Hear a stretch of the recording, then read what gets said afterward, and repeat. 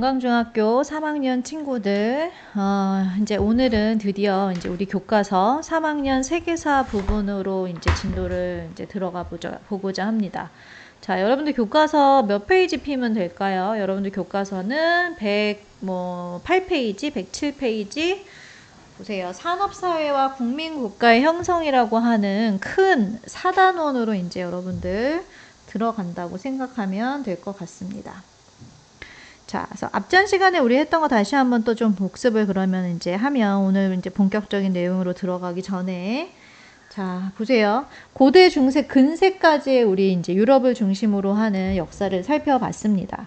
고대 국가가 어느 나라가 있었는지 기억나, 얘들아? 크게 세 개의 나라가 있었죠. 하나는 고대 그리스, 그치? 하나는 알렉산드로스 제국.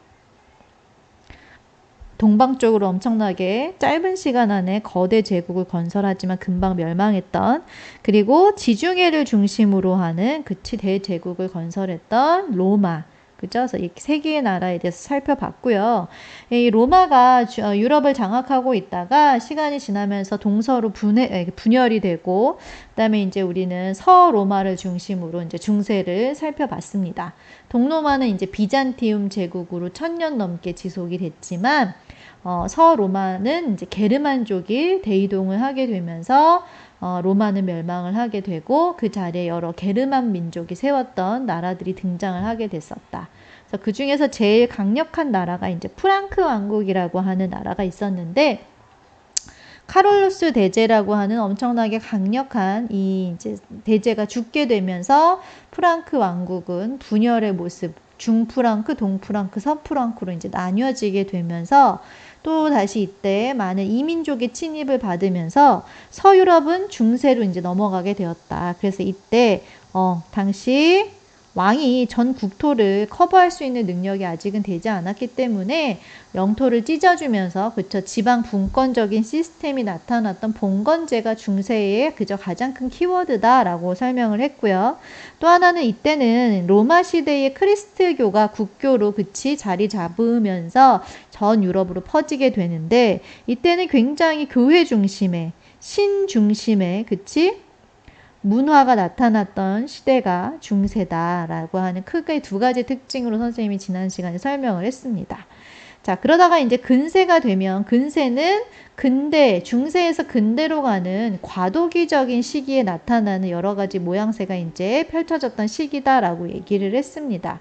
그래서 근세가 되면 지방 분권적이었던 봉건제가 당시 권력이 다시금 어디로 모이는, 왕에게 모이는 중앙집권 중앙집권 체제가 나타나게 되고, 대표적으로 이게 발전하면서 절대적인 군주가 등장하는, 왕의 권한이 정말 엄청나게 세지는 절대왕정이라고 하는 국가체제가 16에서 18세기경 유럽에서 나타나게 되었다. 그래서 대표적으로 프랑스, 영국, 이탈리아 이런 나라들, 그다음에 이탈리아 빼고요. 에스파냐 이런 나라들에서 굉장히 강력한 군주가 등장하는 모습이 나타나게 되었습니다.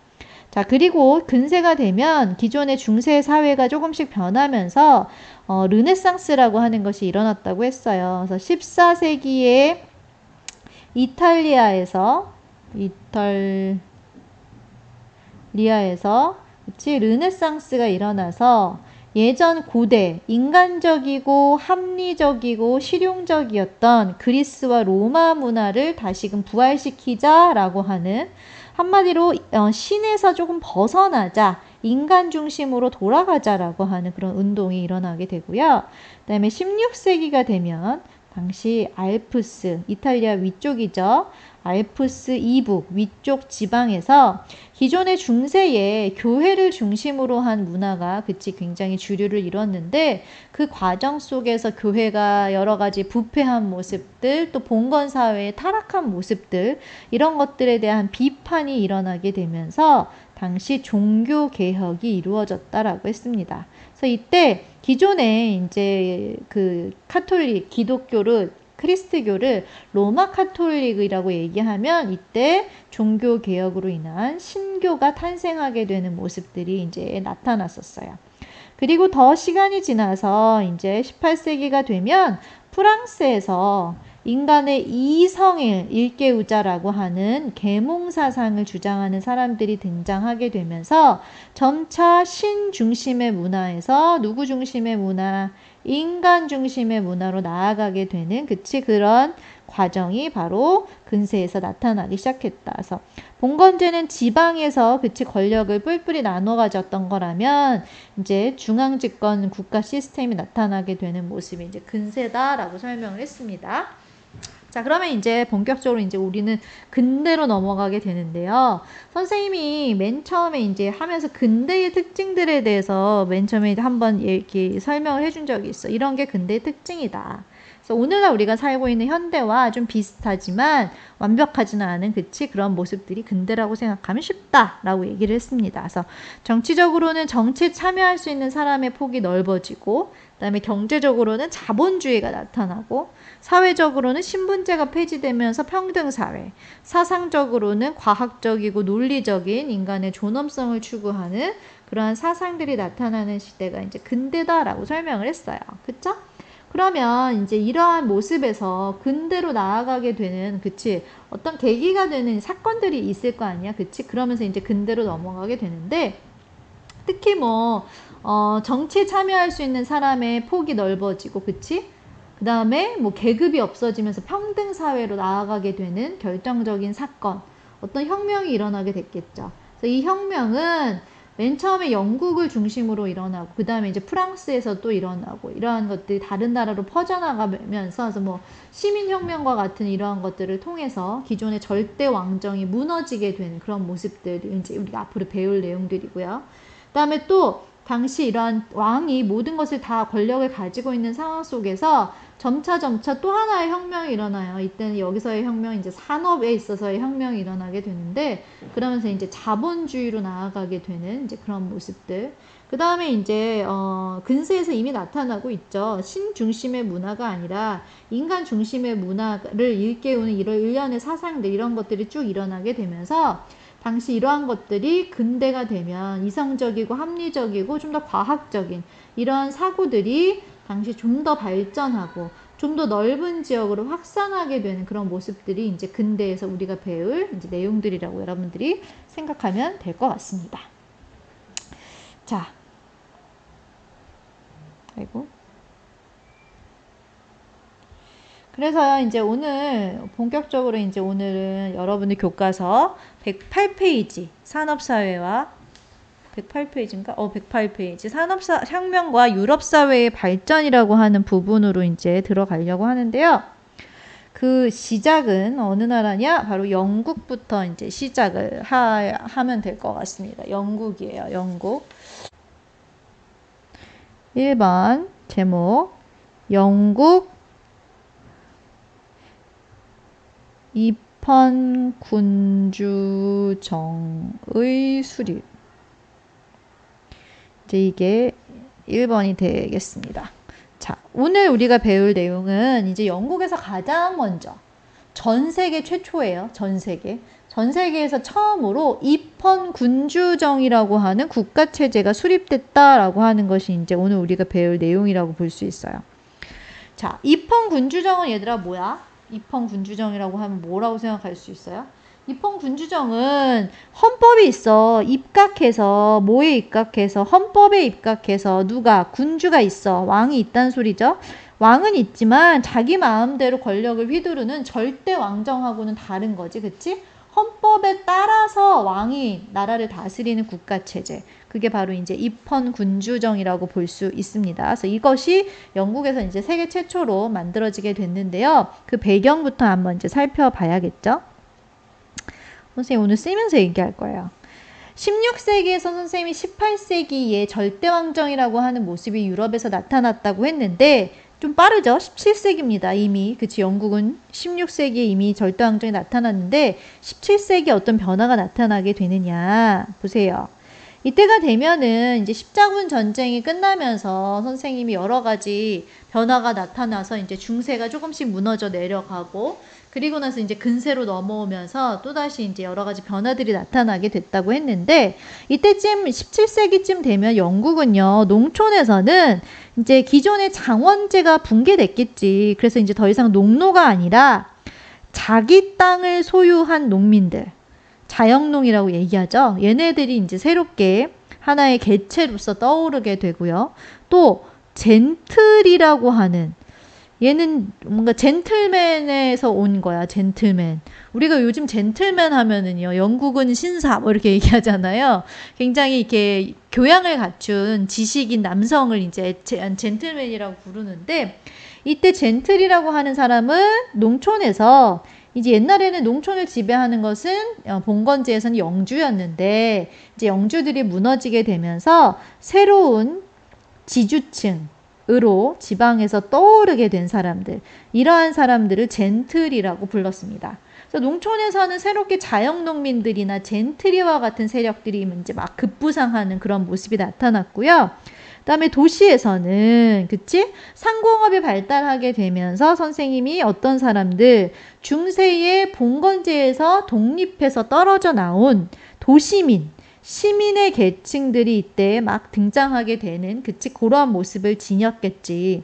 이 사람들이 점점 성장을 하면서요, 당시 정치의 그러니까 이제 주류를 이루게 된 거예요. 그래서 당시 이 사람들이 정치에 진출해서 의회에서 점차 다수를 차지하게 되는 이제 그런 모양새로 이제 그 정치 형태, 정치의 구성원들이 조금씩 바뀌기 시작하는 그러한 타이밍이었습니다. 근데 이 사람들은 정치적으로 어떠한 목소리를 내는 사람들이었냐면, 기존에 왕이 절대 권력을 가지고 있는 이런 절대 왕정을 비판하면서 입헌군주정, 왕이 있기는 하지만 당시 자기 마음대로 다스리는 것이 아니라 헌법에 입각해서 나라를 다스려야 된다라고 하는 그러한 정치적인 입장을 지니는 사람들이었습니다. 근데 이 사람들을 부르는 나름 이름이 있었는데, 이 사람들을 뭐라고 불렀냐면 청교도들이라고 불렀습니다. 이 사람들을. 청교도 여러분들 처음 들어보죠? 무슨 청포도 사탕도 아니고요. 그죠? 좀 비유가 그런가요? 청교도. 예전에 선생님이 아까도 설명했지만 16세기 알프스 이북 지방에서 종교 개혁이 일어났다고 얘기했잖아요. 그쵸? 그래서 기존의 중세 사회에 여러 가지 교회의 이제 문제점들을 비판하면서 그 과정 속에서 신교가 탄생을 했다라고 얘기했어요. 그러면 기존의 종교를 구교라고 본다면 어떤 게 구교예요? 당시 로마 카톨릭이라고 부르는, 그치, 로마 교황청을 중심으로 하는 얘네가 구교고, 이때 루터라고 하는 사람이 당시 이제 구교에서 면죄부를 막 팔았단 말이야. 이거 사면 구원받을 수 있어. 네가 아무리 죄를 많이 지어도 돈 주고 이거 사. 그러면 넌 구원을 받을 수 있어. 말도 안 되는 이런 것들을 이제 행했던 것이 구교였는데, 그런 것에 대한 이제 비판으로서 루터라고 하는 독일 사람이 이때 당시 신교로 당시 종교개혁을, 그치? 하게 됩니다. 그래서 이거를 루터파 신교다 이렇게 표현을 하거든요. 근데 당시 선생님이 설명을 자세하게 하지 않았지만 루터파 신교 말고도요, 칼뱅파도 있었어요. 칼뱅파. 그래서 칼뱅파 신교, 루터파 신교 이렇게 있는데, 칼뱅파 같은 경우에는 어떤 교리를 가지고 있었느냐? 구원은 예정되어 있다. 태어날 때부터 구원받는 거는 예정되어 있으니까 너는 네가 처한 그 자리에서 그냥 열심히 살면 돼. 라는 식의 이제 교리를 내세웠고요. 얘네는 철저한 사치와 향락을 이제 배척하는 금욕주의라고 얘기를 합니다. 이러한, 그치, 특징을 지녔던 신교가 칼뱅파 신교였어요. 그리고 또 이때 무슨 일이 있었냐면요. 기존에 이제 얘네가 이제 신교 쪽이겠지, 신교? 어렵니, 얘들아? 괜찮아. 별거 아니야. 자, 로마 카톨릭이라고 하는 이제 가장 메인 되는 이제 교회가 있었는데, 이때 영국에서는요, 뭘 했냐면, 기존의 로마 카톨릭에서 나왔어요. 떨어져 나왔어요. 사실상 이 로마 카톨릭, 로마 교황으로부터, 사실 영국은 얘들아 섬나라잖아. 그러니까 이 로마 교황의 권위가 너무 셌기 때문에 얘의 권위를 사실상 영국의 왕이 가지고 오고 싶은 거야. 교황의 권위를 누르고 자기가 정치적인 지도자임과 동시에 종교적인 지도자도 되고 싶은 거예요. 왜냐하면 교회는 당시 굉장히 막강했기 때문에 교회에 소속된 수도원이나 여기에 딸린 재산이나 땅 이런 것들이 굉장히 많았거든. 따라서 이때 영국에서는 머리를 써가지고요. 여기서 로마 카톨릭에서 떨어져 나옵니다. 그게 바로 뭐냐면 영국 국교회라고 하는 거야. 그래서 영국은 로마 카톨릭으로부터 독립한 거야. 사실 이거는 신교는 아니에요. 그러니까 여기 로마 교황으로부터 벗어나기는 했지만 여전히 이런 구교의 모습들, 교리를 가지고 있었던 게 이제 영국 국교화가 아니네. 국교회라고 생각하면 됩니다. 그래서 이러한 가운데 당시 선생님 지금 청교도 설명하면서 여기까지 왔잖아. 청교도는 대체 그럼 누구냐? 걔네가 바로 칼뱅파 신교도들을 이제 청교도라고 해요. 근데 이제 부르는 말이 굉장히 여러 개가 있었어요. 칼뱅파 신교도들을 부르는 이름이. 그래서 당시 영국의 잉글랜드 지역에 있는 이런 칼뱅파 신교들을 청교도라고 불렀어요. 그리고 또 프랑스에 있는 이 칼뱅파 신교들은 위그노라고 부르고요. 이거 몰라도 돼, 얘들아. 그 다음에 네덜란드에 있는 칼뱅파 신도들을 고이센이라고 부르고, 이렇게 약간 동네마다 이 칼뱅파 신교도들을 부르는 이름이 달랐거든. 그러니까 얘네는 영국에 있는 이 칼뱅파 신교도들을 청교도들이라고 했다는 거지. 그치? 어떤 선생님이 청교도 설명했는데 이해가 되니? 요건 조금 참고로 이렇게 알아놓으면 될 것 같아요. 요거 색깔로 한번 표시를 해볼까요? 얘네지, 얘네. 칼뱅파 신교. 얘네. 그치? 그래서 이제 종교교육으로 인해서 여기서 이렇게 기존의 구교에서 이제 신교로 넘어오게 되는 모습들이 나타나게 된 거고, 영국 국교회 같은 경우는 로마 카톨릭에서 이렇게 떨어져 나와가지고 독자적인 노선을 걷게 된 게 이제 영국 국교회다라고 생각하면 됩니다. 따라서 청교도들은 다시 여기 원래대로 돌아와서 청교도들은 당시의 절대 왕정을 비판하면서 이제 입헌군주제를 만들자라고 주장했던 사람들이니까 당연히 누구와 대치되는 이제 세력이라고 볼 수 있느냐? 영국의 왕이죠. 그쵸? 영국의 왕과 대치되는 인물들이라고 볼 수 있고, 당시 영국의 왕은 영국 국교회겠지. 그치? 그치? 내가 정치적인 지배자임과 동시에 당시 종교적인 지배자의 역할을 하는 게 당시 영국 국교회였는데, 왕은, 그치? 국교회를 당시 다른 사람들이 모두 다 이제 믿기를 원했는데, 그 중에서 이제 의회에서 다수를 차지했던 애들은 청교도로서 얘네는 뭐야? 신교도들이죠. 그러니까 왕과 대치되는 그런 인물들이었다는 거지. 그래서 왕은 당연히 지금 자신에게 절대 권력이 있는 절대 왕정을 유지하고자 하는 그런 이제 입장이었겠죠. 그래서 이러한 청교도, 새롭게 등장한 청교도라고 하는 사람들의 정치적인 목소리가 점점 커지는 가운데 왕은 자신의 입지를 지키고자 하는 이런 대치 상황 속에서 이제 일어나게 된 게 이제 청교도 혁명, 그다음에 연이어서 일어난 프랑스 혁명이다라고 볼 수 있습니다.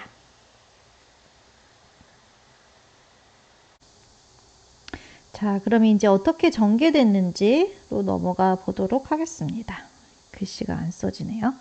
자, 영국에서 아무튼 이렇게 청교도와 왕 간의 이제 권력이 약간 팽팽하게 대립되고 있는 가운데, 당시 이제 영국에서 사실상 이 절대왕정의 최고 꽃을 피웠던 가장 이제 안정적으로 권력을 누렸던 사람은 엘리자베스 1세라고 하는 이제 여왕이었어요.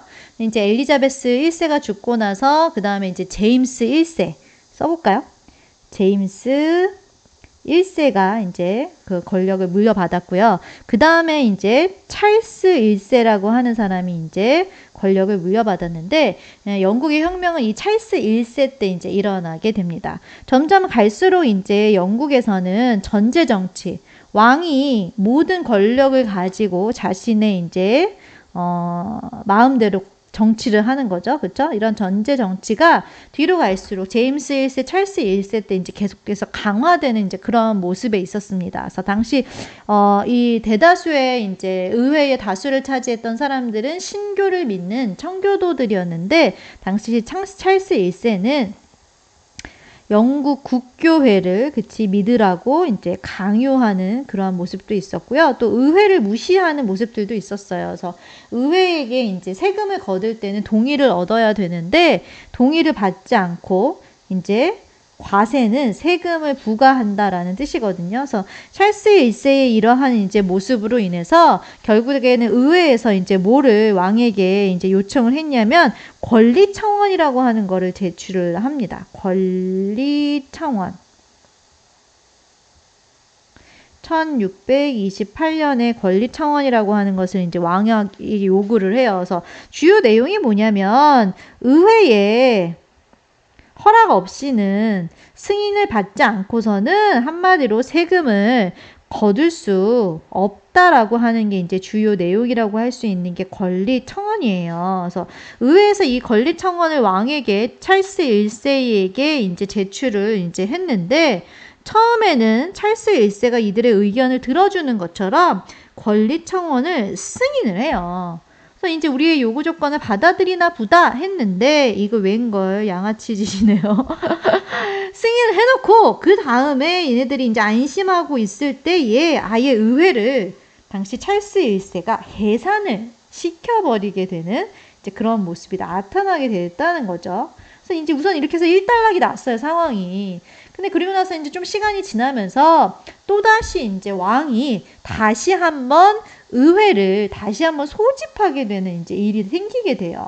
당시 스코틀랜드, 또 어딘지 가봐야 되나요? 아이고. 이게 뭐야? 구글 지도 보세요. 자, 우리 이제 유럽의 지리를 어느 정도 여러분들 선생님이 익혔을 거라고 믿어 의심치 않는데, 스코틀랜드는 여러분들 어디예요? 이제 여기가 영국이잖아? 영국 섬나라가 있고 옆에 이제 아일랜드가 있잖아요. 근데 영국은 4개로 쪼개져 있거든. 그래서 이 윗동네, 영국의 그 맨 윗동 북쪽 지방이 이제 스코틀랜드 지방이라고 하는 곳이 여기가 이제 있는데, 여기서 이제 이러한 이제 종교를 어떻게 보면 신교를 압박하고 구교를 영국 국교회를 강요하는 이러한 일들 때문에 스코틀랜드에서 반란이 일어나게 되거든요. 그래서 이제 영국의 왕 찰스 1세가 이거를 이제 진압하려면은 전쟁을 해야 되잖아. 그치? 근데 전쟁을 하려면 어때? 돈이 많이 들죠. 그러니까 한마디로 다시금 이제 세금을 걷기 위해서 과세를 이제 하기 위해서 그 자기가 이제 그 해산시켰던 의회를 재소집을 시키는 이제 모습이 있었어요. 근데 자기 마음대로 이제 의회를 해산시켜놓고 세금 거두려고 또 의회를 이제 소집하니까 이 의회의 청교도들이 호락호락하게 과세 요구를 들어줬겠어요? 절대 그렇지 않았겠죠. 그래서 의회는 이러한 과세 요구를 어떻게 했을까? 거부했겠지. 그러니까 찰스 1세가 어떻게 했어요? 당시 왕이었던 찰스 1세가 뭐야, 내 말 안 들어? 하면서 무력으로 의회를 탄압하는 모습이 나타나게 됩니다. 왕이 무력으로 의회를 탄압하니까 그럼 의회는 또 가만히 있었겠어요? 그쵸? 안 있었겠지. 의회도 왕에 대해서 군대를 조성해서 무력으로 저항을 하게 되는 모습이 나타나게 돼요. 그래서 이게 당시 첫 번째 영국에서 일어난 청교도들이 당시 이 하원 의원의 대다수라고 했잖아요. 그쵸? 그래서 얘를 청교도 혁명이라고 얘기를 하는 거거든요. 청교도 혁명이 이때 일어나게 됩니다. 그럼 누가 이겼냐? 왕하고 이제 의회군하고 맞서서 싸웠는데 이때 당시 의회군을 이끌었던 인물이 바로 크롬웰이라고 하는 인물이었는데요. 이 사람이 이끄는 의회군이 당시 청교도 혁명에서 승리를 거두게 됩니다. 이렇게 해서 이제 의회군이 승리를 거두게 되면서 그 결과 어떻게 됐을까요? 공화정이 수립이 돼요. 공화정이 수립된다는 거는 뭐야, 얘들아? 공화정은 왕이 없는 국가체제란 말이야. 그럼 당시 이렇게 전제 정치를 강화했던 찰스 1세를 어떻게 했다는 거야, 얘들아? 죽였다는 겁니다. 그래서 찰스 1세가 처형이 되고 나서 청교도 혁명 결과 영국은 공화정이 수립돼요. 아까 선생님이 제목에서 영국은 입헌군주정이 이제 수립됐다고 했는데 공화정은 그치? 왕이 없는 국가체제란 말이야. 그럼 이게 뭔 일? 그쵸? 당시 공화정을 수립하고서는 권력을 잡은 것이 누구였을까요? 당시 의회파를 이끌었던 크로멜이 이제 공화정으로서 이제 당시 정치를 주도했던 인물이었어요. 그래서 왕이 없는 국가 체제임에도 불구하고 사실 크로멜은 혁명을 주도하고 일으킨 인물인데 오히려 그가 혁명의 결과 권력을 장악하고 왕하고 똑같은 거야. 크로멜이 독재 정치를 합니다. 그리고 이제 크로멜은 청교도였기 때문에 엄격하게 이제 금욕적인 그 청교도들은 금욕주의를 굉장히 표방하는 사람들이라고 얘기했잖아요. 금욕적인 이제 독재 정치를 이제 펴나가게 돼요.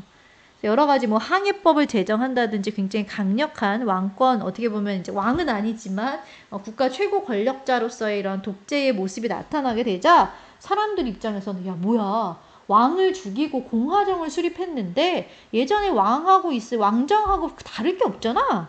이게 뭐야 하면서 이제 다시 크로멜이 이제 죽게 되니까 왕정이 복고되는 모습이 나타나게 돼요. 뭐야 열심히 혁명을 했더니 다시 컴백을 했네요. 옛날의 모습으로 다시 돌아가게 되는 이제 그런 모습이 나타나게 돼요. 복고라고 하면 예전으로 돌아간다는 뜻이겠지, 그치?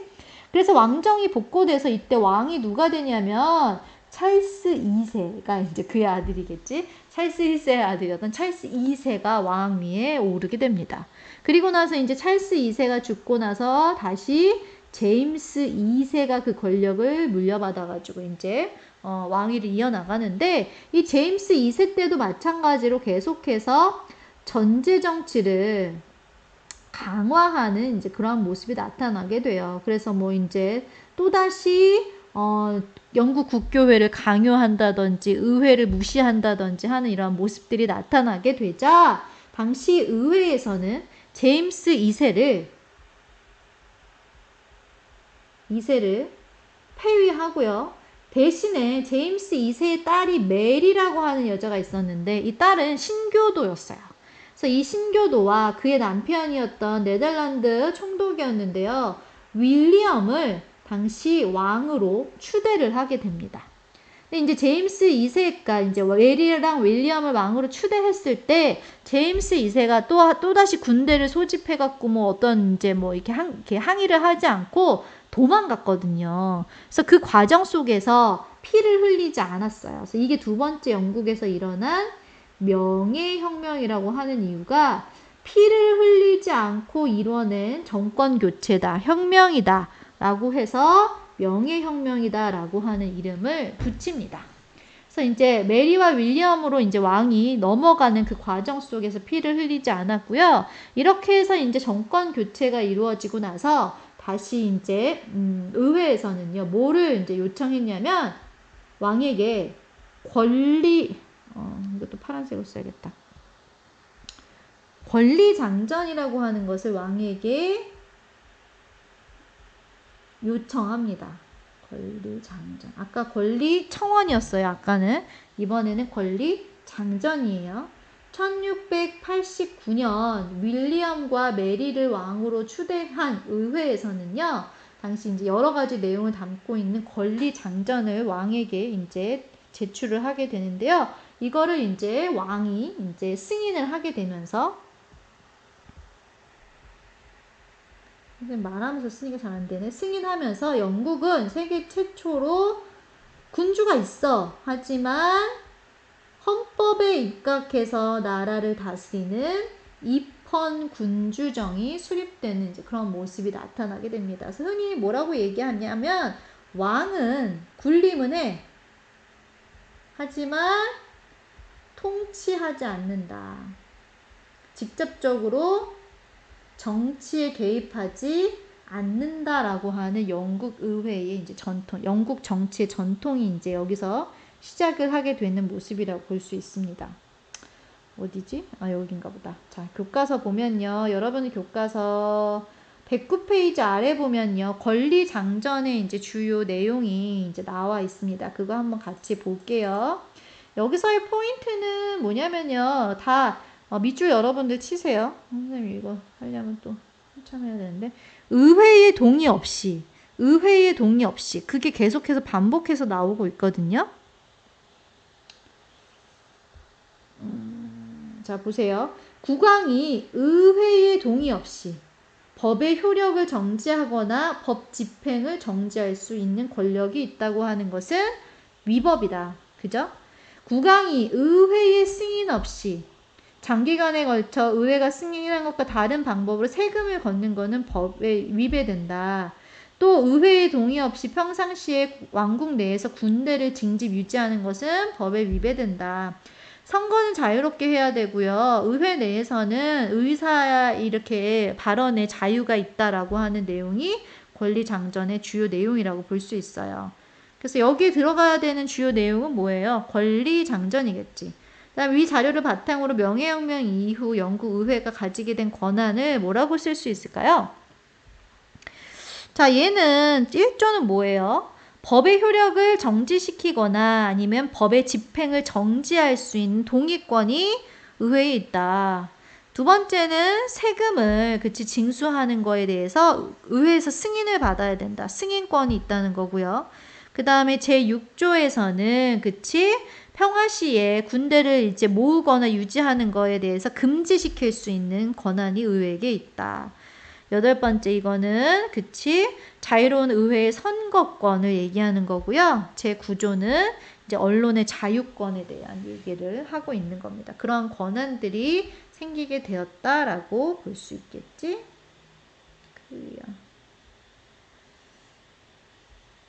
자, 다시 여기로 와서요. 그래서 이러한 과정을 거쳐서 이제 영국에서는 가장 먼저 1689년이라고 하면 얘들아 17세기 말이라고 볼 수 있겠죠. 그쵸?